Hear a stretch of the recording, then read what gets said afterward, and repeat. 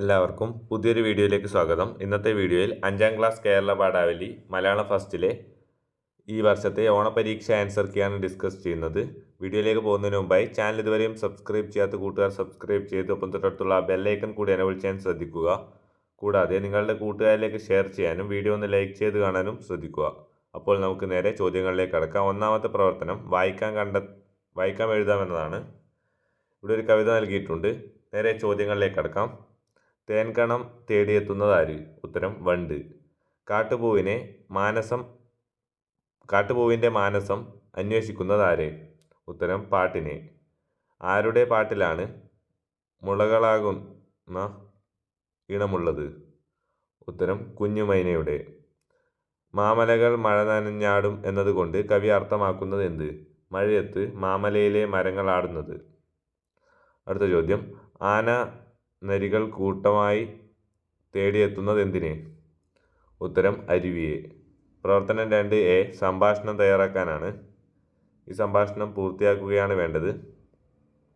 സംഭാഷണം തയ്യാറാക്കുമ്പോൾ പരസ്പര ബന്ധവും തുടർച്ചയും അനുയോജ്യമായ ഭാഷയും ഉണ്ടെങ്കിൽ നല്ലൊരു മാർക്ക് തന്നെ സ്കോർ ചെയ്യാൻ സാധിക്കും. അടുത്തതായി മഴക്കാഴ്ച തിരഞ്ഞെടുത്തെഴുതാനാണ് ചോദ്യം. ഉത്തരം മുറ്റത്ത് കുഞ്ഞരുവികൾ രൂപം കൊള്ളുന്നു. അടുത്തതായി ആസ്വാദനക്കുറിപ്പ് തയ്യാറാക്കുകയാണ്. ഈ കവിതയ്ക്കാണ് ആസ്വാദനക്കുറിപ്പ് തയ്യാറാക്കേണ്ടത്.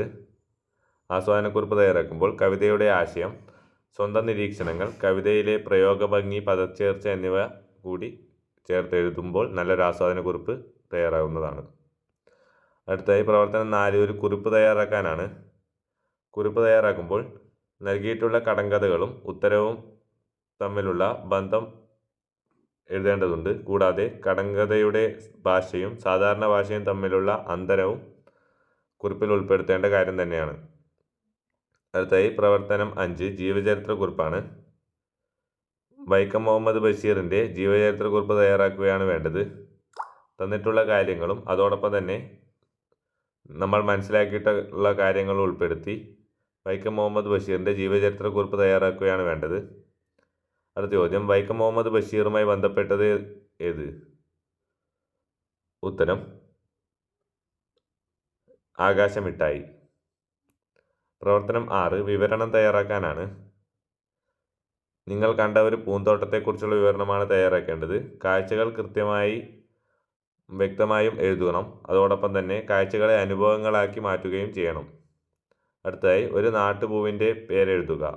ഉത്തരം മുക്കുറ്റി. വീഡിയോ ഇവിടെ അവസാനിക്കുന്നു. ചാനൽ മറക്കാതെ സബ്സ്ക്രൈബ് ചെയ്യൂ. Thank you for watching. By.